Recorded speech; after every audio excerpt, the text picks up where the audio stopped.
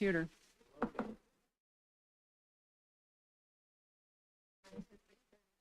Okay. One. All right. Good evening. Thank you for joining us. Before we get started, I'd like to remind everybody about our meeting format.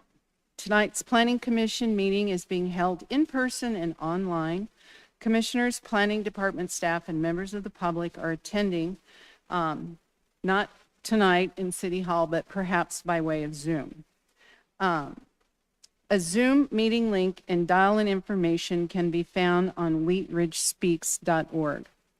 In addition to being online via Zoom, we are also broadcasting this meeting on Channel 8 and wheatridgespeaks.org. When it is time for public comment, and there's only one time tonight where we'll have public comment, those who wish to comment on our Zoom connection, use the raise your hand button. If you are dialing in, press *9 to raise your hand and *6 to unmute your phone. If you plan to speak online tonight, please keep your background noise to a minimum. If you do not plan to speak, we recommend you simply view the meeting live by watching on Channel 8 or on wheatridgespeaks.org. That's hard to say. We appreciate your participation in tonight's meeting. We hope to create a friendly and respectful atmosphere for public dialogue, and we appreciate your help in this process. I would now like to call to order the City of Wheat Ridge Planning Commission meeting for August 28th, 29th, 28th. August 1st, excuse me, 2024. May I please have a roll call of the members? Jonathan Shelkey. Krista Hollub. Here. Christine Disney. Here. Daniel Gravy. Here. Patrick Quinn. Here. Michael Moore. Here. Sierra Quiones. Here. And Will Kearns is absent tonight. The next order on the agenda is the Pledge of Allegiance. Please stand and join me in the pledge. I pledge allegiance to the flag of the United States of America and to the republic for which it stands, one nation, under God, indivisible, with liberty and justice for all. The next item is approving the order of tonight's agenda. Does anyone have any changes to the order of the agenda?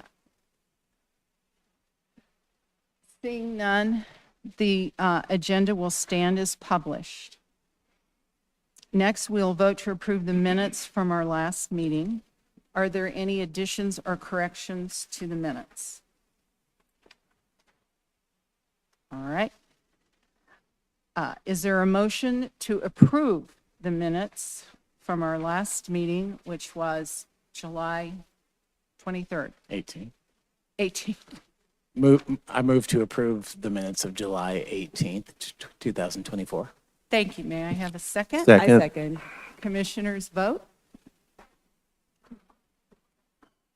Motion approved 6-0 with 1 abstaining. We'll now open the general interest public forum. This is the time for any person to speak on any subject not appearing on the agenda. If you plan to speak on an item that is on tonight's agenda, please wait until we get to those items. Those who wish to comment on Zoom connection, use the raise your hand button. If you're dialing in, press *9 and *6 to unmute your phone. All speakers are asked to limit their remarks to 3 minutes. Speakers may not donate their time. Is there anyone signed up to speak? No. Is there anyone on Zoom? No. All right. Thank you. I will close the public forum. Tonight we have one public hearing. If you comment during a public hearing tonight, by choosing to testify, you're agreeing that the testimony you give will be the truth as you know it. I got an extra page.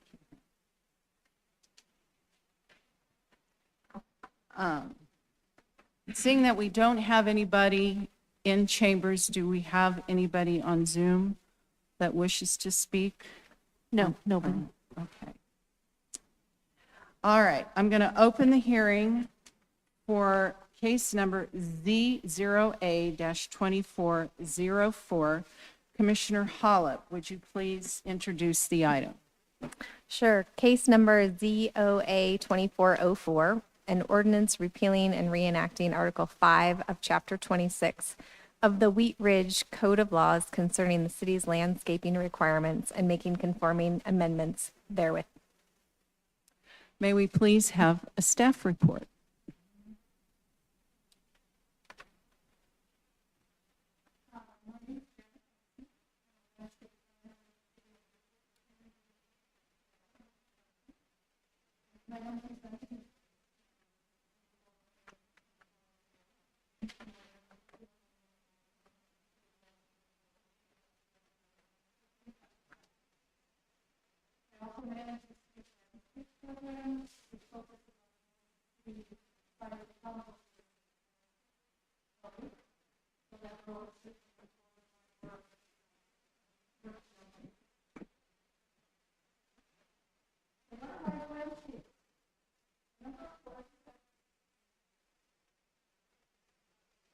That's okay.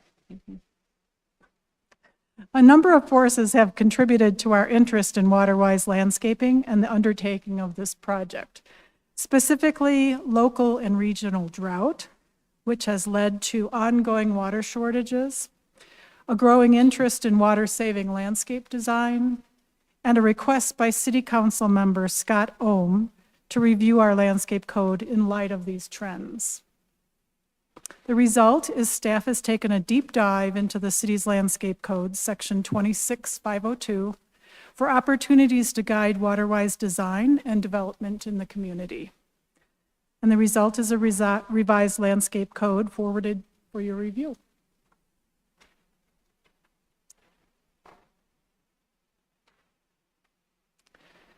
So a little background. As noted in the staff report, much of the existing landscape code has remained the same since 1979, with one major repeal and reenactment in 2001. Some requirements are outdated, and others can be hard to decipher due to formatting issues. Regional water concerns and local area growth and development have contributed to a very heightened interest in water-saving landscape design.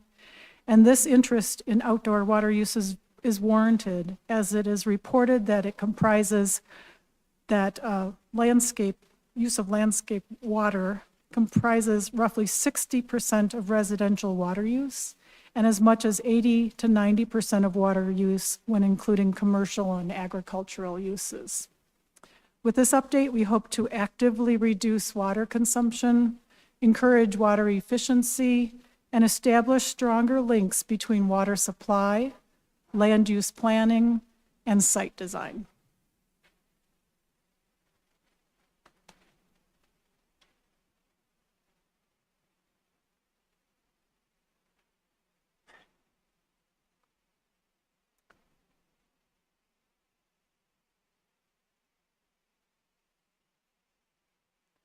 Water-wise landscaping is similar to xeriscaping in that it encourages the use of native and low water or xeric plants. However, it also focuses on a wise water use no matter where the site is located, not just in arid regions.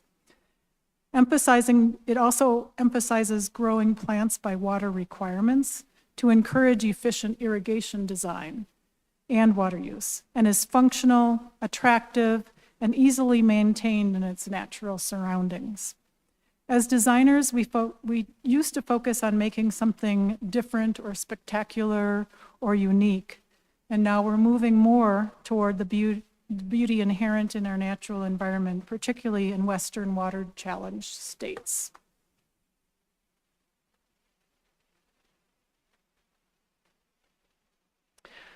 Proposed changes to the code were discussed at the June 2023 and February 2024 City Council study sessions, where Council supported a review of current code and staff's list of proposed updates and additions. Council directed staff to proceed to public hearings with a revised landscape ordinance and conforming amendments.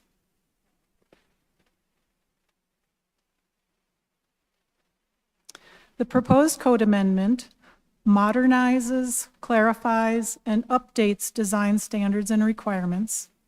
It promotes the principles of water-wise landscaping.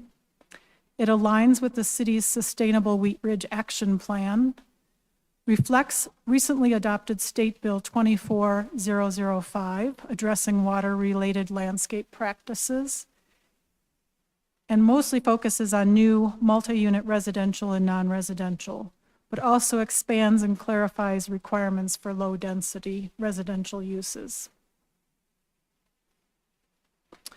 Topic areas addressed include irrigation, artificial turf, irrigated, functional and non-functional turf, landscape specifications, low-density residential requirements, non-living materials, xeric and water-wise design, the streetscape plant list and the streetscape design manual, and general landscape maintenance.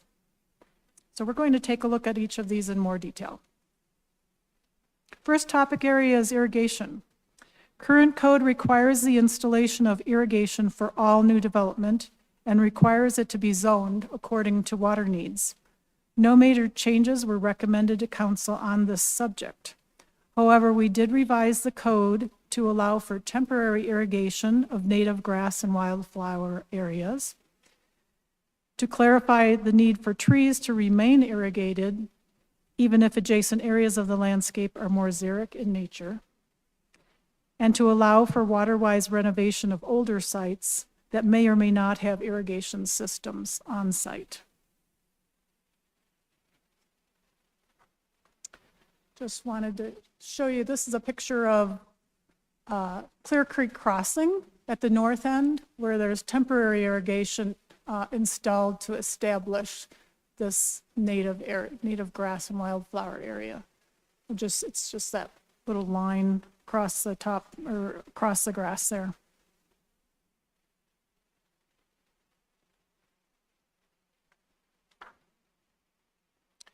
Second topic is artificial turf. Current code prohibits artificial turf in low-density residential, multi-unit residential, and non-residential districts. Staff recommended and council supported updating and codifying the artificial turf policy, which currently applies only to mixed-use and non-residential development, allowing artificial turf in rear and side yards of low-density residential districts where it's not visible from a street and at a maximum of 400 square feet. The proposed change also aligns with Senate Bill 24005, which becomes effective August 7th of 2024, which limits artificial turf to athletic purposes on new non-residential sites. Only residential sites or uses are exempt from the bill's requirements. Here's an example of artificial turf at Clear Creek Crossing Apartments. It's used in game, sport areas, and gathering spaces.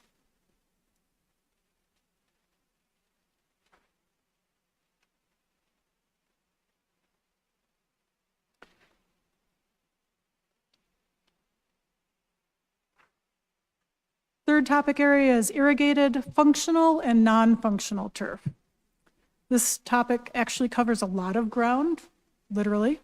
So first, we define each of these. Irrigated turf is simply as it sounds. It is sodded or seeded grass or lawn areas served by a functioning automatic irrigation system to maintain healthy growth. This can be used for active or passive recreation, gathering spaces, or simply to bring green to a built environment.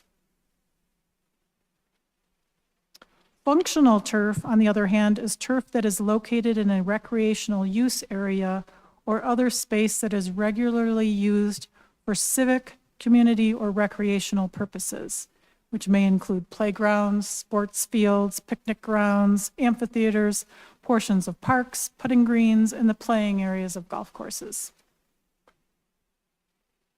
Non-functional turf is defined as turf that is primarily ornamental and not functional, such as that located in a street right-of-way, parking lot, median, and transportation corridor. Non-functional turf does not include turf designated as part of a water quality treatment solution required for compliance with federal, state, and local agencies.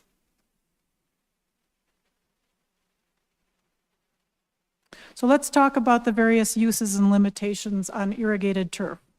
When we're talking about irrigated turf for low-density residential, we are talking about the turf in the front or rear yards of single-unit or duplex homes. Current code limits irrigated turf on new low-density residential sites to a maximum of 50% of total landscape coverage. The proposed code maintains the 50% max turf and simply moves the recommended turf varieties out of code to the proposed landscape guidebook, which we'll talk about a little bit later. Here's just some examples of irrigated turf on residential properties in Wheat Ridge.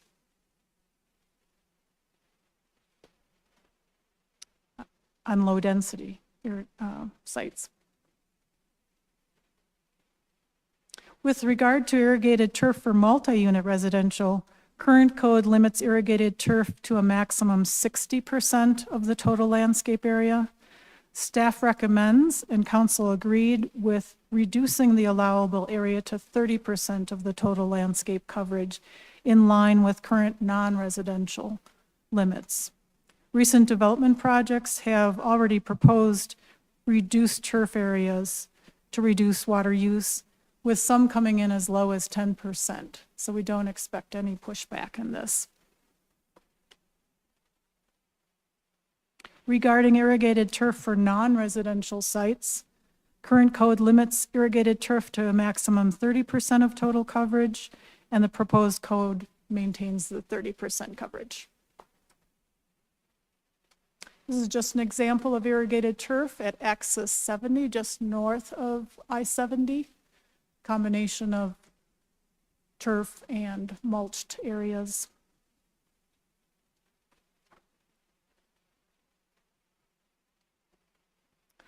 Regarding functional and non-functional turf, these are newer terms in the planning and landscape environments, and our current code does not address either of these. Staff recommended and council agreed to adding definitions and limitations for non-functional turf to the landscape code. The proposed code defines functional and non-functional turf, limits the use of non-functional turf in new multi-unit residential and non-residential developments, not low-density residential. And although we are already working on this, it aligns with the recently adopted Senate Bill 24005.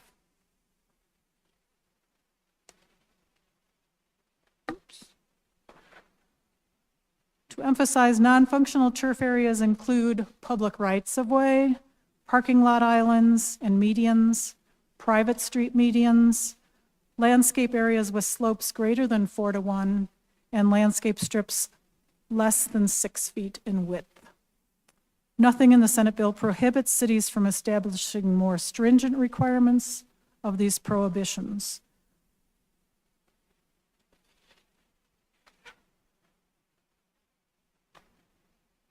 This is just an example of non-functional turf in a public right-of-way. That's over adjacent to Applewood Shopping Center on 38th. And just in that same shopping center, just an area of non-functional turf along Young Field at the parking lot.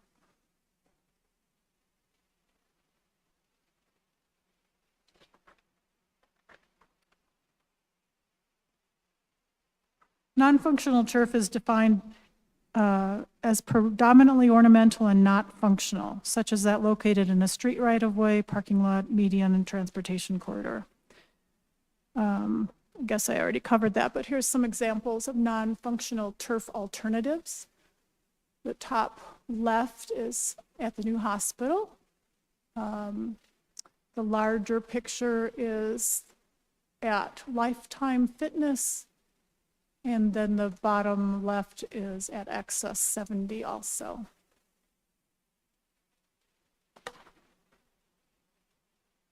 With regard to landscape specifications, current code does not fully align with industry best practices, and additional specifications were needed to guide the expanded role of mulches and other surface treatments, particularly in water-wise designs. Because you are the eyes that review development plans that come before the city, you have probably noticed an increased use of organic and inorganic mulches as surface treatments. The proposed code adds minimum sizes for perennials and grasses, reduces the minimum size for vines and ground covers to quart or 4-inch size pots, and expands and clarifies specifications for that organic and inorganic mulches, such as bark, cobble, and crushed stone. In addition, the revised code provides a perennial to shrub equivalent of 3:1. Previously, perennials were being counted at the same as shrubs, which isn't normal practice. So now, if a developer wants to use perennials, they are counted as 3 perennials equals 1 shrub.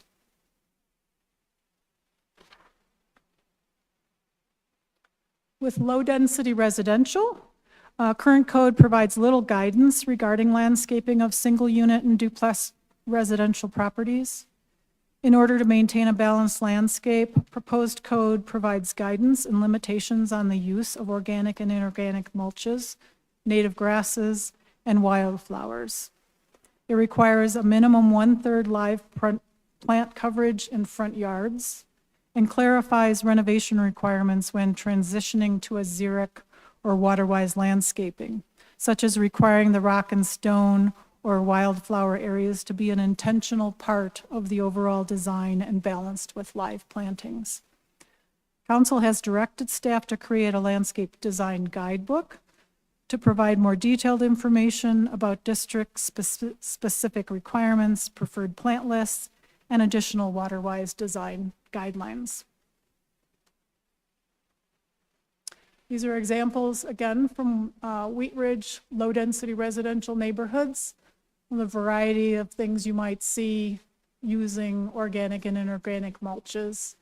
The one with the larger area of turf was in a backyard. Their front yard was completely turf-free at that home.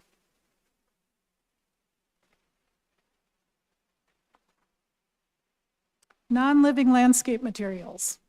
Current code limits the use of non-living materials in the landscape to a maximum of 35% coverage for all uses governed by 26502.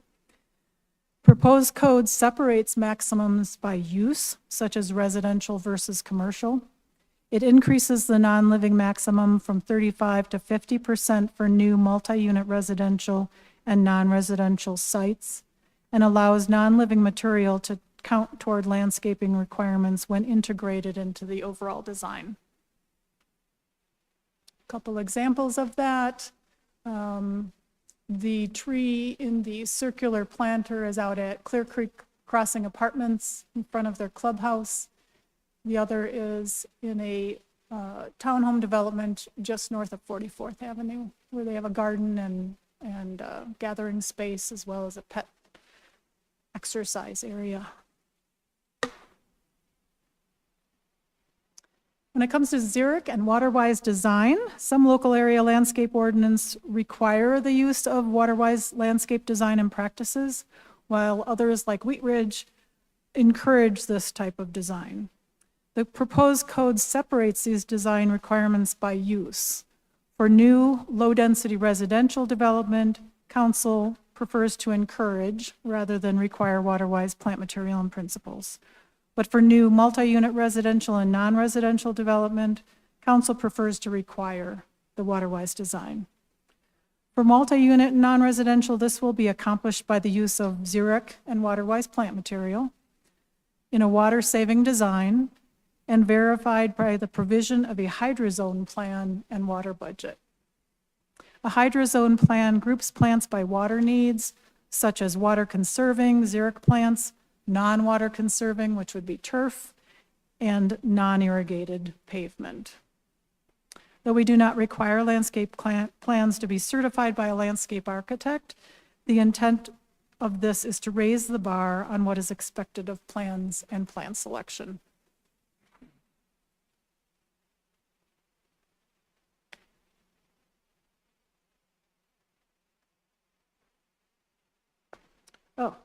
Yes.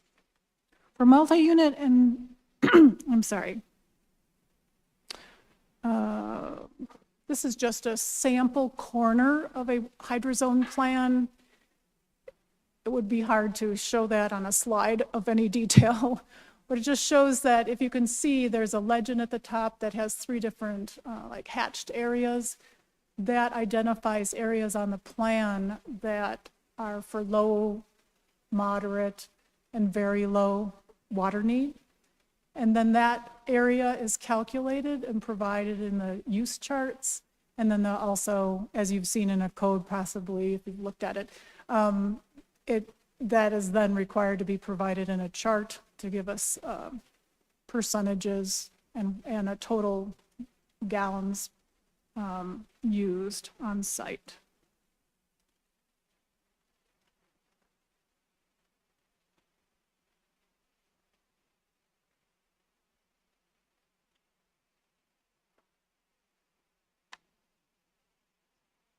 Okay, that one. Well, water efficient design, Zurich WaterWise design also uses water efficient design principles, requirements, and resources, and will be included in the proposed landscape design guidebook. The guidebook will provide WaterWise recommendations and resources for all types, including district-specific requirements, preferred plant lists, and suggestions for reducing water consumption in the landscape.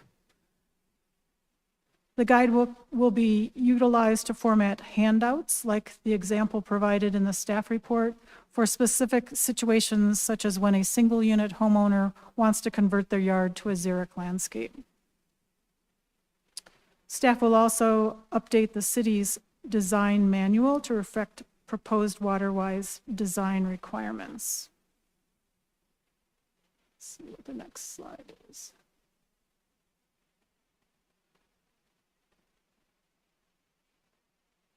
So this was included in your packet, but this is just a mock-up, not the final design, but the mock-up of what a handout would look like that we could provide to people that want to renovate their yards.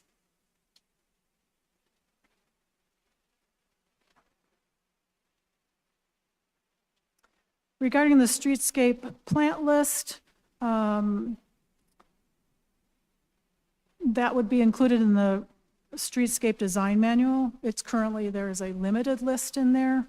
As part of this update, the list of acceptable plants will be expanded greatly to more fully reflect WaterWise design and plant material. The update will include an expanded list, as I've stated, and identify prohibited and noxious plants, provide additional information on organic and inorganic mulches, include approved alternatives to turf in the streetscape, reference CSU and Denver Botanical Garden lists, and reference Colorado landscape construction standards and other water-saving irrigation guidance.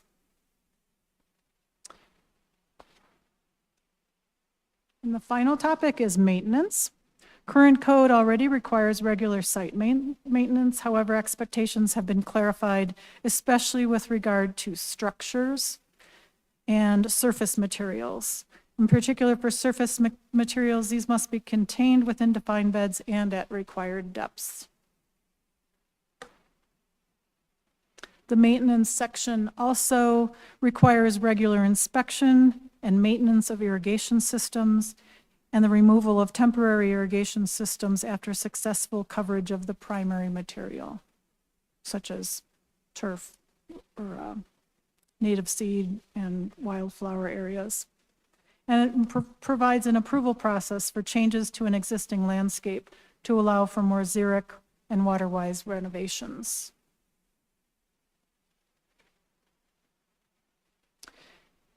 Of course, changes to one area of a code most often require changes to other areas of code, and that was no exception with this ordinance, lots of them. The conforming amendments related to this landscape code revision align other sections of code with the newly revised landscape code, reflect current practice, and serve to consolidate, centralize, and defer to section 26502. At the end of the day, it's our sincere hope that the revisions to the code make understanding and enforcement of the code requirements easier for all users, from developers to planning staff to our community service officers and the city's landscape program. So staff recommends approval of the proposed ordinance repealing and reenacting Article 5 of Chapter 26 of the Wheat Ridge Code of Laws concerning landscaping requirements and making conforming amendments therewith. Thank you for the presentation. I will now open the meeting for the Citizens Forum. Do we have anybody signed up to speak on Zoom? Or, No, we do No. not. all right, then I will close the Citizens Forum, and I will now entertain questions from commissioners, reminding you that now's the time to ask questions. Comments will be held till the end before we vote. Commissioner Shelkey. Oh, I get to go first, okay. Yeah, a couple questions. So, there's parts of it that talks about, require 1/3 live plant coverage. I think that's for residential. So that's not just new build, that's existing residential? That, It would just be new. So existing landscapes do not have to conform to that. It would be if you go to do a renovation. If you are an existing site, then it would apply. But otherwise, it's just new development. Okay, well, maybe that should be made a little clearer, because it didn't sound like that when I read it anyways. okay. Also, you had that issue about the artificial turf and that was restricted to the side in the backyard? Is that correct? Why is that? Why not the front yard?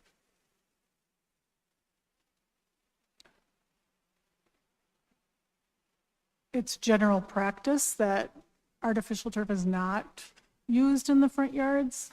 And I guess we got the feedback that it was not desirable to allow in the front yards. I'll have to tell a couple of neighbors that I have about that. Well, It was a specific council directive. Okay, Yeah, and I would add to that, just in terms of, one of our neighbors does have artificial turf. I'm in a different city, of course, but their entire yard is turfed, and when a repair is needed, sometimes it doesn't look that good.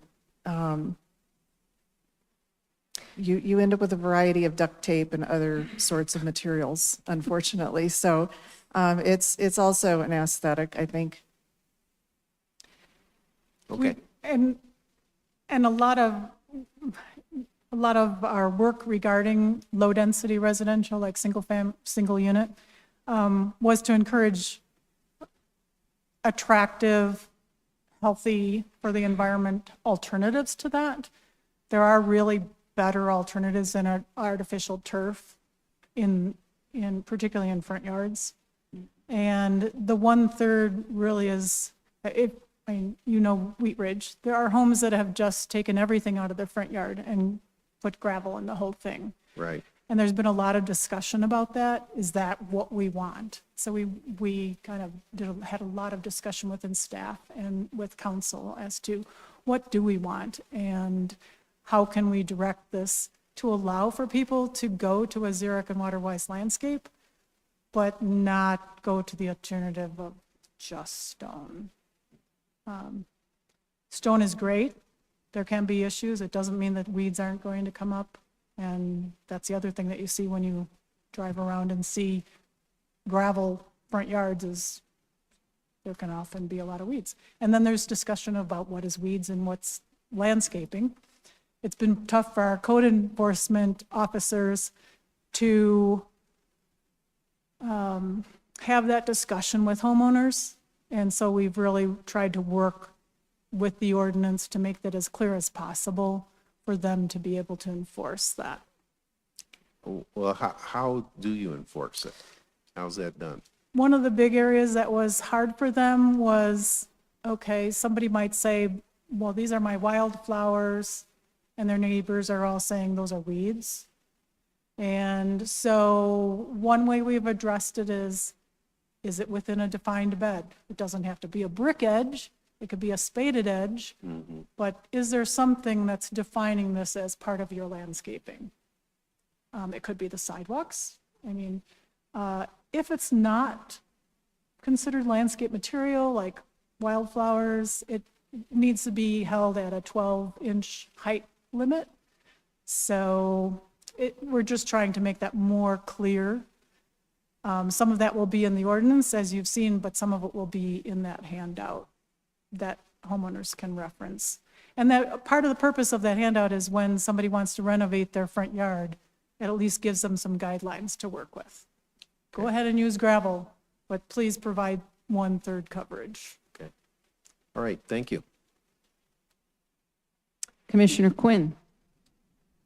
Thank you, Madam Chair, and thanks for the detailed presentation.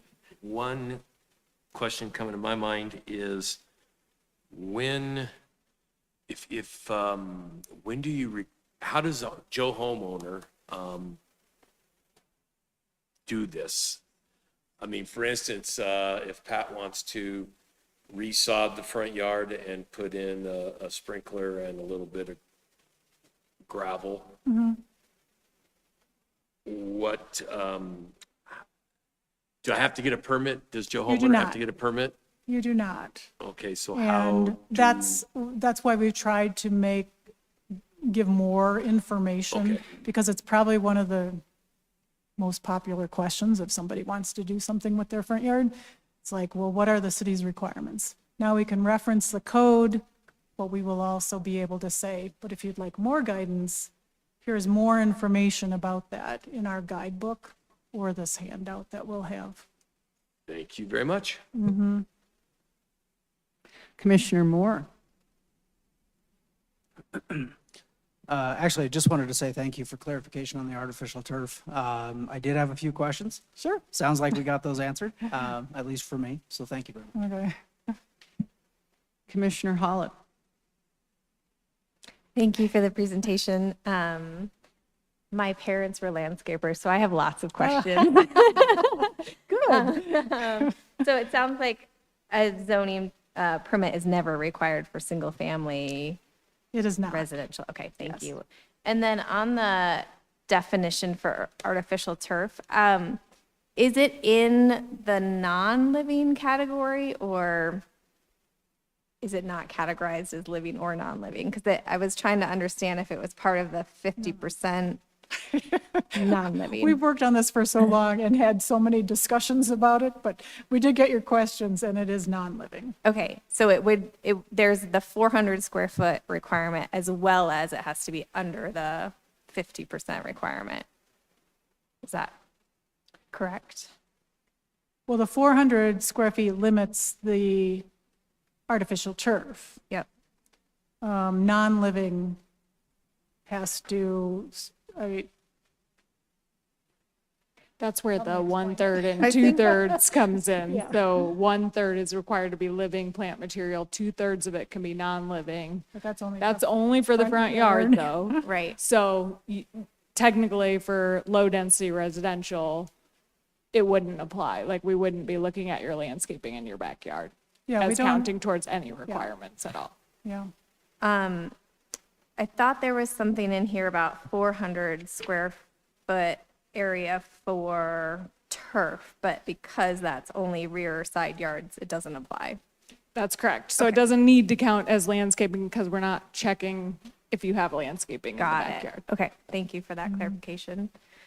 To your anecdote about homeowners just graveling their whole front yard, when is that considered a driveway versus their landscaping? That is another question that code enforcement has asked about. That's why we were trying to clarify defined bed, because a gravel drive can just kind of drift into a larger area.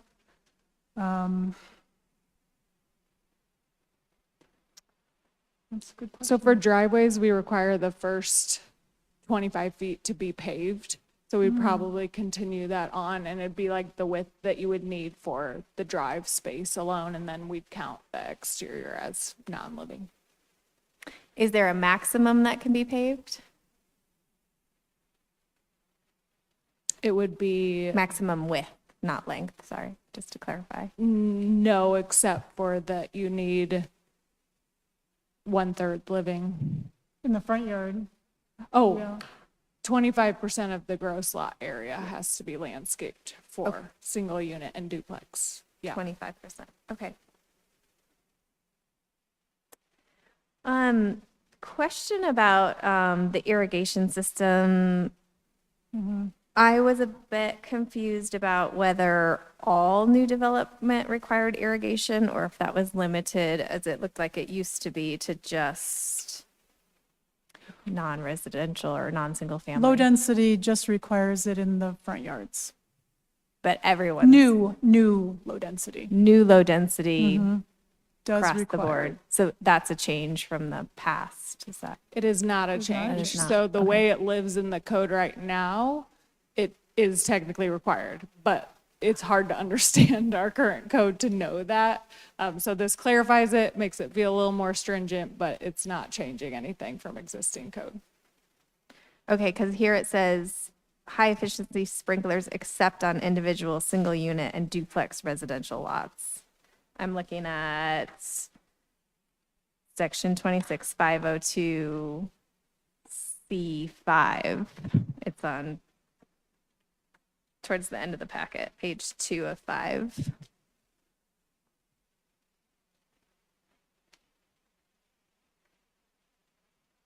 Could you say where that is again? Sure. Section 26.502, part C, number 5. I believe this is the old code, if I'm reading it gotcha. correctly.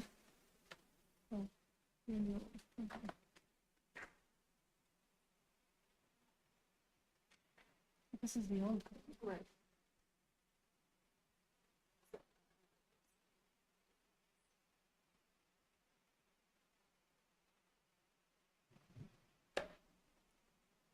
So I think the change then comes in that we're requiring irrigation for landscaped areas. I think in practice, I know that like for planned unit development, like for Hilltop, irrigation was required in those front yards. That's correct. So might be the difference of. That is a change. Yes. Okay. So just to reiterate, it will now be required of all new development. Yes. Okay. Are there any standards around that irrigation? We don't actually have an irrigation specialist to review plans. So they come in with the engineering submittal.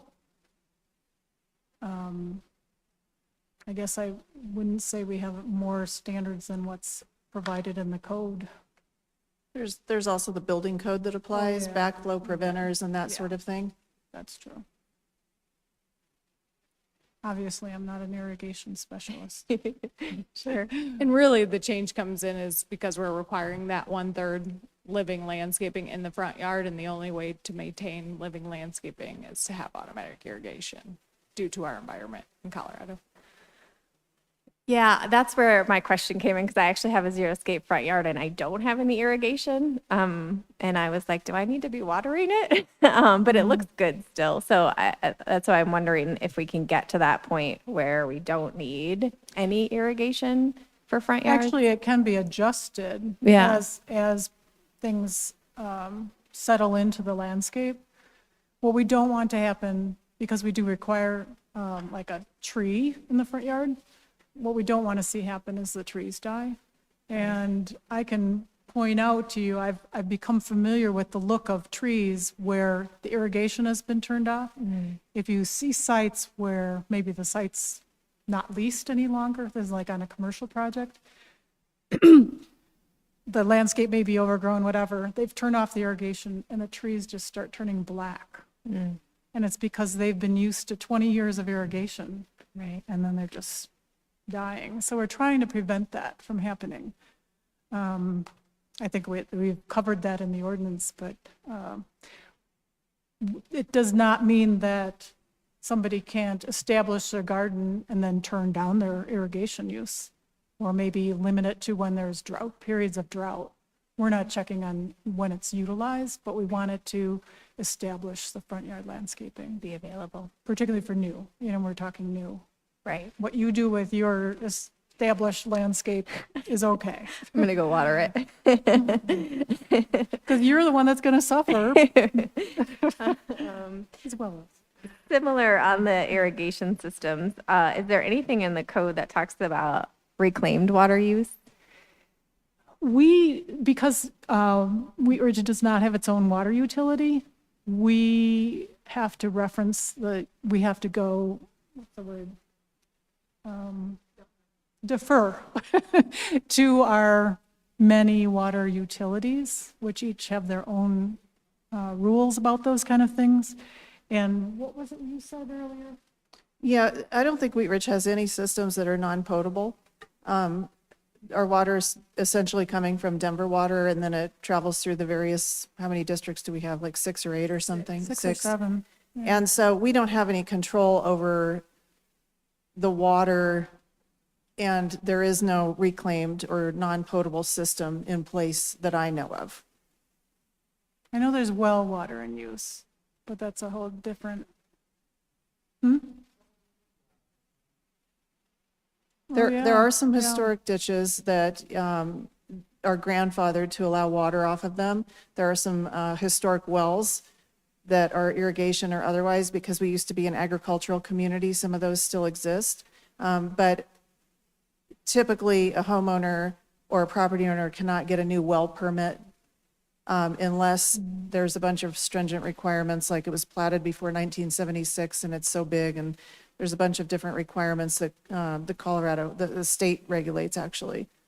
So wells are a different animal, but there are I know of some grandfathered properties that are allowed to irrigate off of the ditch because of the prior water rights, but that's very unusual. It would not be allowed in a new development. What about rainwater collection and use? We don't have any prohibition from doing that. Would And I that, believe the water districts do let you. Yeah, I was but gonna say, if again, anybody, it would be the water districts. yeah, again, it goes I think- to a water district. I think it's the state that regulates the amount of rainwater that you're allowed to collect, and we don't have anything barring anyone from doing that. just as a matter of an idea, if a rainwater catchment system was put on a new development, would that fulfill the requirement for an irrigation system? Because I think it says automatic, which It does refer to an automatic system. And there is a stipulation in here under item D, under irrigation requirements, that allows for waiving of systems for existing landscapes. If it's a planned development type of situation that you would come before you all, we do look at sustainable best practices. So we would take that into consideration. thank you. That's all I had to that. Commissioner Gravy? Thank you. So I got a couple quick ones. Just to clarify on Commissioner Shelkey's question about the artificial turf that may be in existing properties, I think it was stated in here that it's currently not allowed in front yards. Is that correct? It's currently not allowed at all. Right, it's currently not Yeah. allowed at all. So So, this change would be permitting yeah. something, and so if it exists currently, it would have already technically been installed in violation. But That does not mean we're going to go out and. Right. Yeah. Absolutely. Not implying that, just saying Yeah. it's not a change in that direction, but more prohibitive. Just for my own clarification, I know this was already touched on, but the non-living maximum in a front yard can be 70% or 50%. Because I mean, you have to have a living minimum 30%. So then you could have non-living mulch covering 70% of the front yard. You can So- actually have non-living mulch covering 100% and have Right, 30% of living plants in it. And that's where, I mean, Yeah. that, a lot of those questions come up. And that's, so, yes, you can use Gotcha. stone as the mulch, but there just needs to be 30% plant coverage. And that's at like an estimated 2 years growth, so. I And then mean, it's like an aerial kind of like Yeah, coverage of the Yeah, yard. and trees coverage counts as part of that, so. Yeah. And it seems like a lot of this, for, as is usually the case with a repeal and reenact and, ordinance change, applies to new, low density and multi-unit.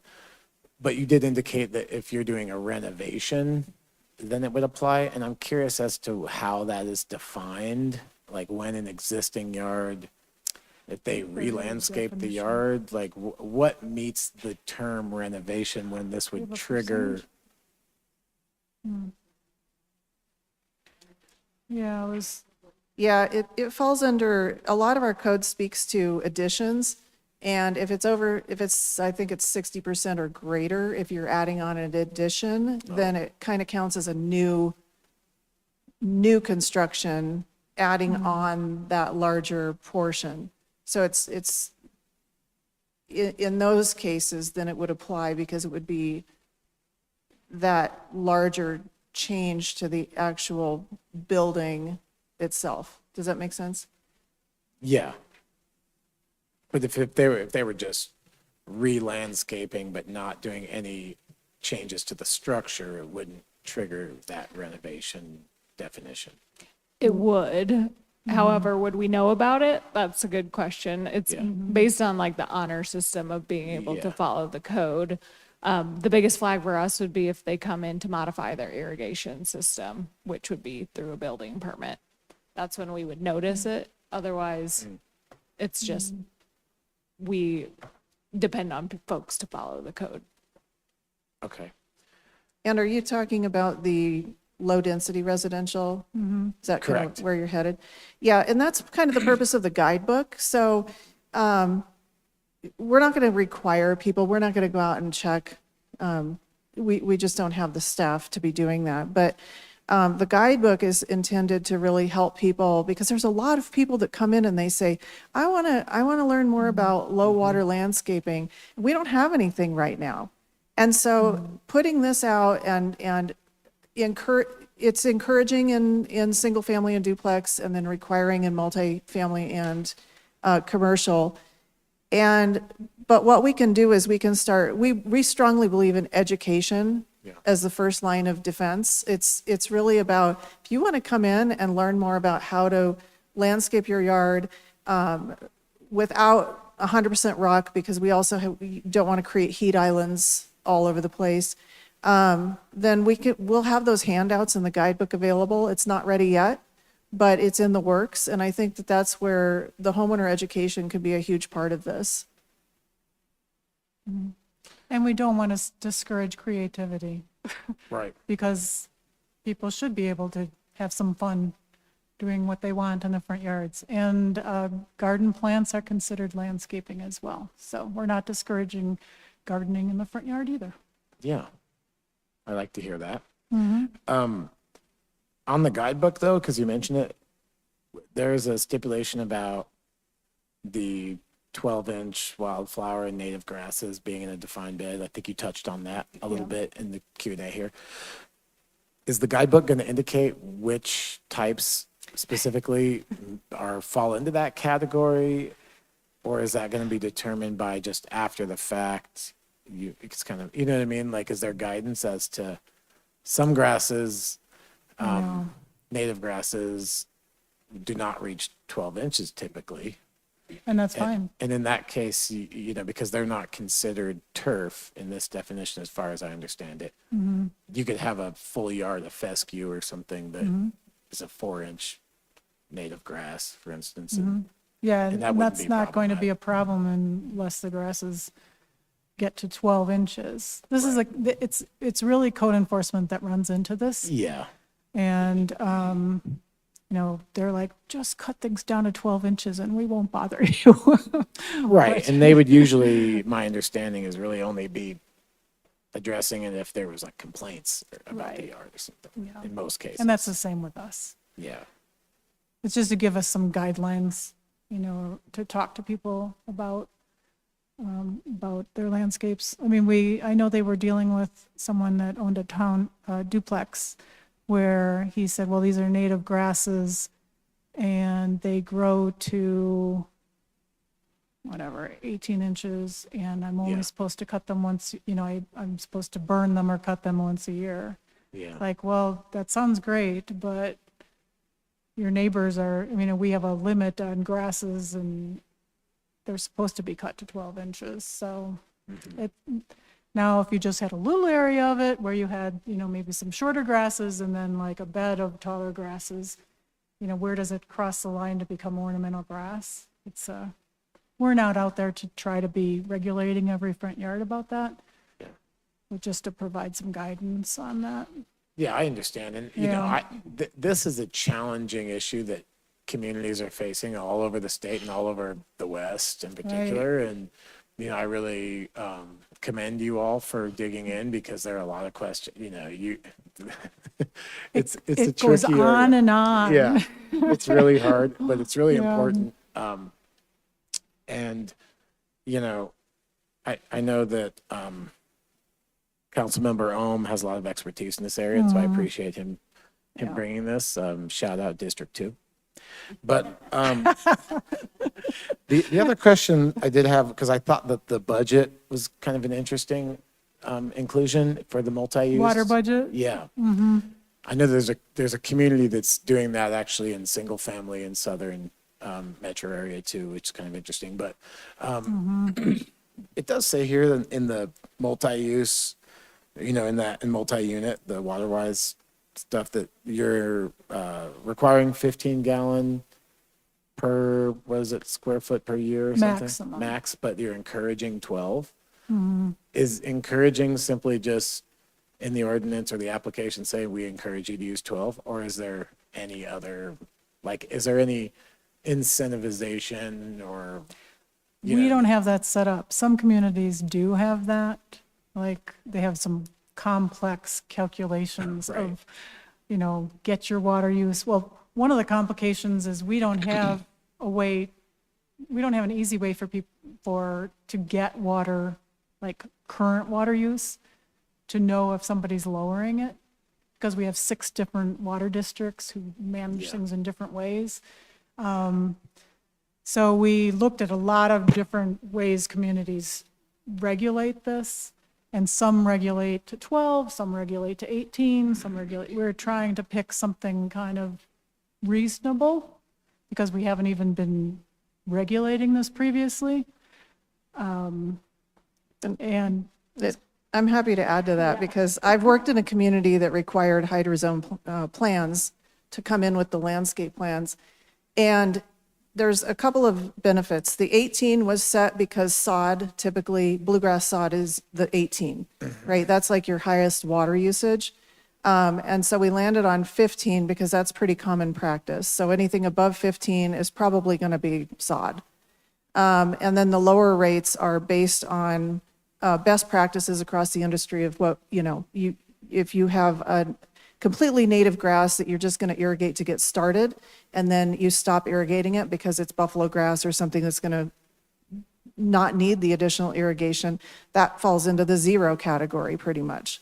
And so some of the shrubs and ornamentals and things like that might fall into the 3s, they might fall into the 10s. I can't remember if it was 10 that we landed on.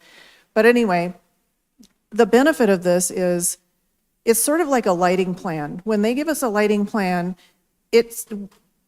you can look at it and see that it's 0 or 0.1 foot candles around the perimeter of the property. And it's something that we can go off of for code enforcement and for the review of the plan set. And rather than Janet, for example, going through each plan set and trying to figure out okay, this plant uses this much water, that plant uses that much water. The point is to get folks, and the landscape architects out there, and even people who are not licensed landscape architects but are used to doing these types of plans, they're good about grouping plantings because it's all going to be on the same irrigation system. So if you're watering shrubs, it's going to fall in the same irrigation system. It's going to be a different one than the sod, next door to the rock and shrub area. And so what we can do is we can actually take that plan, and it shows us, there is a complex calculation. It's in gallons per square foot per season. And we landed on 15. I wanted to go to 12. And that's why it says encourages 12, because the plans that I have seen come in other communities that I've worked in that use this practice usually come in between 6 and 12. 15 is actually quite high. And so we didn't want to be overly cautious, or whatever the word I'm looking for is, overly restrictive on the water use. But truly, somebody who is really designing a good xeric or low water type plan should probably be coming in around 6 to 12. And so I think that people who are willing to do this, unless they're going to, and plus we've got the restriction on not watering in the 6-foot tree lawn where half of it ends up in the gutter. We've got some things in here that are going to also help encourage, and I don't think we're really going to see too many plans that actually come in at 15 in the real world. And so I'm not concerned with the 15. I wanted to put it at 12. We said encourage at 12 or lower. And I think most of them will come in at that based upon every other requirement that we have kind of layered on top of each other. But it helps us to review the plans and say, yes, you are compliant. You've got your irrigation. It should be in the right areas for the right type of plantings. And then also when code enforcement on it, like for a multi-unit or a commercial property, when they go out to look, they can tell, this was supposed to be a low water usage area and you've got turf, like what happened? You can look at a plan and have something to refer back to. So it makes it easier on us in the long run. It's going to be one extra sheet of paper in the plan set, but it's not difficult. Even a homeowner, if they just kind of think about, okay, I want some yarrow and I want some salvia and I want some low water xeric plantings that the nursery tells them are good plantings, and maybe the guidebook will lead to this too. They're going to say, okay, I don't need as much water in this area, but I can have this beautiful turf over here for my kids to play on. And they'll start to understand it. It's not a difficult thing to understand. And so we think that it's actually a very, very good tool. That was a really long-winded answer to a short question, so I apologize. Yeah, no need to apologize for me. I know I'm asking a lot of questions, but I appreciate that clarification. And it kind of leads me to think, I notice that you're not reducing the turf percentage for low-density, single-family duplex. No. And I think there was mention that because you are reducing it for multifamily new build, that they usually come in under that They do. 30% anyway. They've been coming in substantially lower Yeah. because they're using a lot more rock or inorganic mulches. Also, the impact of this Senate bill where you now cannot put lawn, turf areas in the right of way, turf areas and medians, these are things that are going to bring down that water usage already. So I don't think it's going to be a problem to meet these kind of numbers. Yeah. My question was, are you able to determine that number for, just out of curiosity, for the new build low density? Are you seeing a lower percentage in turf on yes, new yes. build Yeah, as well? that's why we took a look at some of recent submittals, and some were as low as 6%. Yeah. So, yeah, it would be a lot of, well, first of all, it would be a lot of turf to hit 30%. Right. I Right. mean, of the space available, Yeah. it would be a lot, and they're not interested in that Yeah, either. water's expensive, maintenance, and it leads me to my last question, Yes. colleagues.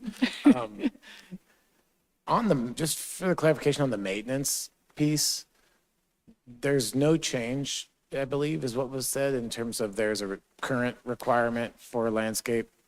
There's a be current maintained. requirement for maintenance, Yeah, but it didn't exactly clarify things or spell things out. yeah, And I would say maintenance of commercial, non-residential sites is a challenge. yeah. Having worked with the program now for 2 years, they're not being maintained. And so the language is going to be updated in this? Yeah, there's a lot more Reenactment. language, a lot Yeah. more that spells out. If you have structures, you need to maintain saw them in a that. structural, sound way. Right, And if you have mulches, you need to maintain that specified depth of that mulch. And you need to keep it in confined areas, like it can't be tumbling into the grass or onto the roadway, or it gives us more of a bite, so that we can say, no, this is really specific. You really do need to follow this. It's amazing. It's amazing to me that people don't maintain their properties, but I and you're think they're- speaking mostly to non-residential Yes, or, yeah. yeah, multifamily? Because multifamily, they have to attract people. So, I mean, that's not to say that there are not properties that aren't terrifically maintained, but there's reason for them to maintain.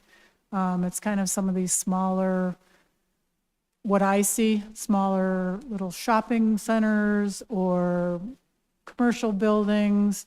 They might have an out-of-state ownership and nobody's looking at it. And unless we say, hey, half your landscaping has died and that was part of your approval process, you really need to get back out here and take care of it. So it just elaborates on what our previous, we always had a maintenance requirement. This just spells it out a little more clearly. It also, another important element that came up the first year I started doing the landscape program is we have old sites that we don't have landscape plans for. So if they're not being maintained well, and we want to encourage them, or they want to move to a more xeric design, there were no parameters for approval or review of that. So we've allowed, it's like, okay, if you don't have irrigation, maybe you could move to xeric, and maybe we can help you move to something that's going to serve you and the community by looking nice. And so we've incorporated an approval process, where the community development director can approve, something new, a renovation. Great. Well, thank you very much. Mm-hmm. Appreciate it. Commissioner Quinones. I think this is going to come as a surprise, but I have no questions. There's been so many questions. Thank you so much for just giving us so much information. Everything has been incredibly thorough, so thank you. Well, thank you. It's I a am- big subject area. I have a couple of questions. First, I didn't know I was going to have to know calculus to be on the commission. This is, my brain is. I have a question about how the code is enforced. I have a neighbor who hired Ectors to come in and redo their front, and they put in a lovely half white rock, half pink rock. And then that homeowner passed away, and the children use it as a rental. And the renters park on the lawn. And there is something in code that says you can't park your cars on the lawn or the front yard. So I called code, and they came out and said, no, it's okay. It's an improved surface. And I said, no, it's not. That's landscape material. It's not crushed fines. It's not gravel. And so the homeowner tried to sue me because I called code enforcement on them. And so I had to lawyer up. Wow. because the police apparently didn't understand. And I've also noticed there's lots of dead trees in new development, and you just kind of said, well, it's kind of hard there. But do you have an education program for code enforcement about what's involved, or and what is improved surface, what's landscape, what's, I mean, how does that work? I think that's a really good point. I think that we work daily with our CSOs, and there are some things that we as planners probably understand a little bit differently than code enforcement. What I can do is I can first of all look into the parking on the rock. It's stopped. That renter has Okay. moved, and there's 2 more since then. Oh. But they don't, the one guy, he now and then will have like a boat on the lawn, but that doesn't last very long. It's gone. So I have just got to, but I mean, everybody else in my neighborhood has these nice little mid-century lawns, and there's this house with, Yeah. so. Yeah, there is an education piece, and I think that that's partly, again, what the guidebook's going to help with. So if somebody calls Ector's or any other nursery and you know, we'll get the word out that there is a reference guide that they can look at and learn about, and then the landscaping company can look at that as well. As far as the training, I think you make a good point, and I've made a note of it, that probably there's a few things that we need to make sure that code enforcement is enforcing the way that we understand the regulations, what we understand them to mean. And certainly I'm very, very sorry to hear that you went through that ordeal. That sounds, that's part of the reason why people don't call.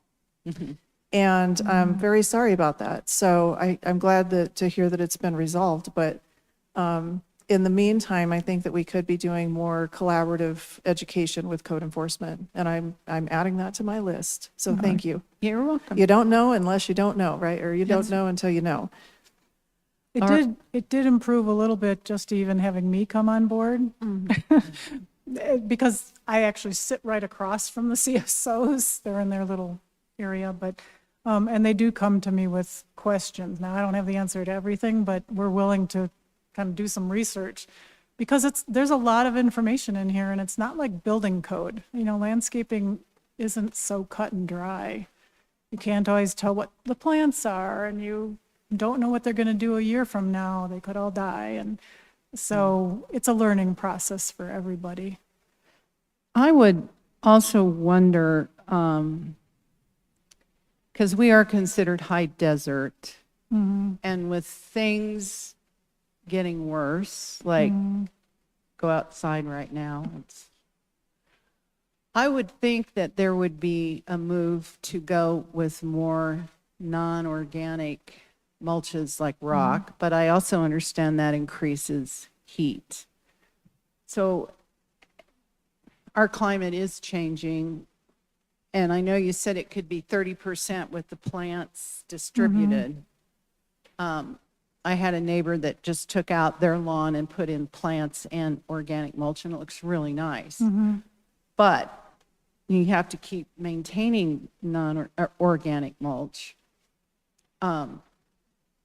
So is that the intent of this, is to maybe adapt? And I mean, we don't want heat increasing, but it's expensive to maintain mulch. It is Organic mulch. Yes. And there are aspects of organic mulch that don't work well in this arid environment. I'm from the Midwest, so I was used to be using organic mulch and not using stone. I mean, we just didn't, that wasn't something we recommended. However, I've learned a lot in the last year and a half in working on this. Because it's so dry, organic mulches can almost become like a concrete layer. And maybe you know more. Yeah, I mean, I wasn't used to that because it's so dry here and the sun is so intense, it becomes like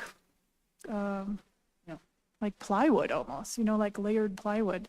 So there's challenges to that, and there's good aspects to stone. I learned a lot about different sizes of stone. We have some requirements about the size, but I mean, you can use really big stone, you can use really small stone.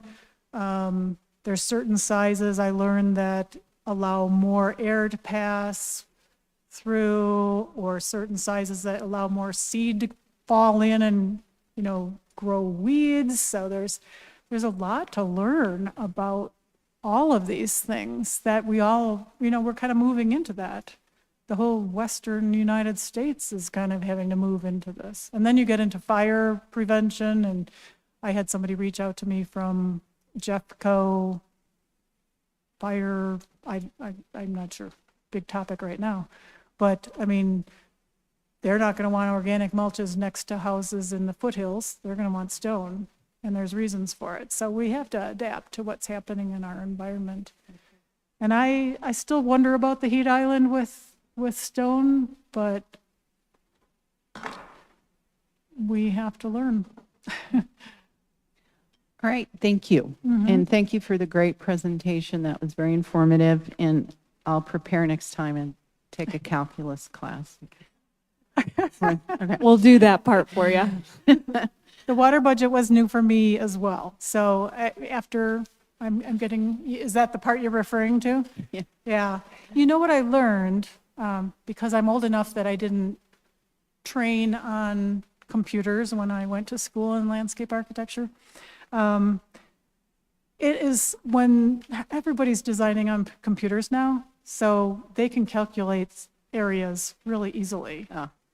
That's All good. based on what the computer tells them. So it's not like they have to go and use a planimeter and, you know, like to figure out how many square feet it is. We used to have to estimate those things. So it really isn't as big a thing as it seemed to me. And they're used to doing it. All right, thank you. Do I have any other questions from the commissioners? All right, seeing that. Oh, yes, ma'am. One more observation. I think we talked a lot about education today, and I would just maybe recommend that the staff does think about adding a definition of artificial turf, because that keeps coming up, and think about other ways to encourage those conversions. I think the language in here says we encourage conversions, but I didn't read Conversions to, to Xeriscape. yeah. Yeah. So if that's something in the future to think about, that And I'll tell you, one thing that came out when I went out to look at what people were doing in the community, I happened to talk to a few people when if they happened to be out and I was trying to take a picture of their yard. One of the things I'd like to do is like a community open house where people who have been doing this kind of thing will open. And this one gentleman I spoke to was like, oh, I would love that, because they're passionate about what they've done and they've learned so much. So I'd like to see that happen maybe on an annual basis, where we open up, people who want to open up their Xeriscape yards for Yeah. conversation and viewing.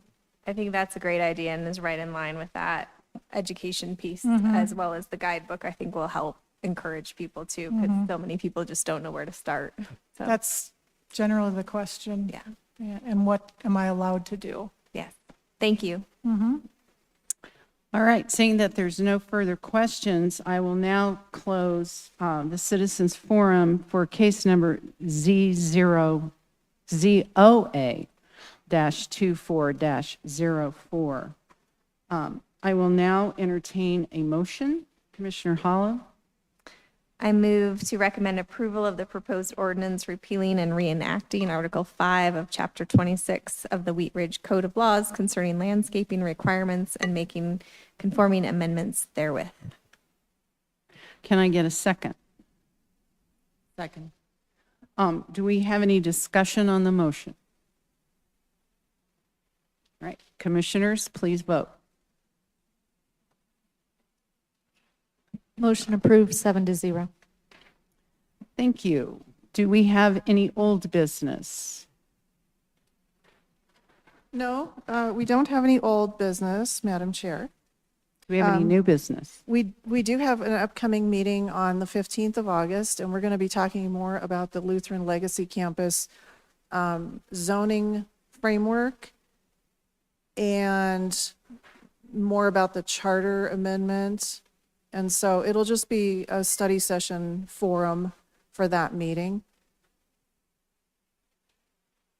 And then I cannot recall if we have a meeting in September yet. I think the September one is the city plan. I'm sorry. Oh, no, that's October. isn't Yeah, it? that's October. We will let you know at the next meeting. I can't think of what it would be off the top of my head, but, so I hope to see y'all here on the 15th, because I think that'll be a really fun discussion. And let's see here. Additional new updates, the hospital got its final CO. By the hair of their chinny chin chin. I mean, it was tight. It was just issued yesterday morning. They move on the 3rd. They will be moving an ambulance every 5 minutes.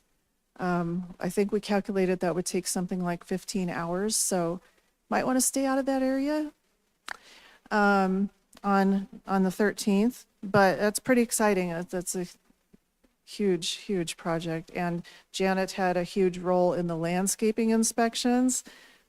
Lots of time on site looking at the landscaping. Alan, one of our permit techs, he was out doing a lot of the inspections for the zoning and then of course our entire building department. So yeah, kudos to all of them, and we're excited that they finally have their CO. The medical office building, or MOB as we like to call it, that's moving right along too, but it's on a little bit slower track. So hopefully here in the near future, that one will get its CO. And then I did want to, you're going to see an email, if you haven't seen it already, about the annual Boards and Commissions and Volunteers Appreciation Event. And so it's not a spam email, it is real. It is going to be on August 28th from 5:30 to 7:30 in the evening at Prospect Park this year. There will be live music, catered barbecue from Rolling Smoke, games, and other activities, and of course, just chit chat among all the various boards and commission members. So keep an eye out for that and mark your calendars for August 28th. And that is, those are all of my updates. Thank you. Do we have any updates from commissioners? I have one. This Friday is First Friday, and there are several creative organizations in Wheat Ridge that are trying to get some traction on a First Friday. So it will take place on 38th. Clancy's is bringing in a band. There's going to be a show at Clancy's. There's a really neat store called Antique Boutique. She's going to have stuff. Singularity Tattoo. The Beehive, she's going to have a show. So if you're not doing anything, and there's lots of restaurants and bars now that are open on 38th, so I encourage everybody to participate in that. And with that, I will entertain a motion to, yes, Well, Commissioner I just Shelton. had one, in the Denver Post today, there was a article about 29th and how in Denver between Sheridan and Zuni, that the proposal is to do traffic mitigation and bike lanes, protected bike lane on 29th in Denver between Sheridan and Zuni, which I think is a great idea. I know that some of the business owners aren't too excited about it because of the parking issue, but there's got to be some ways around that.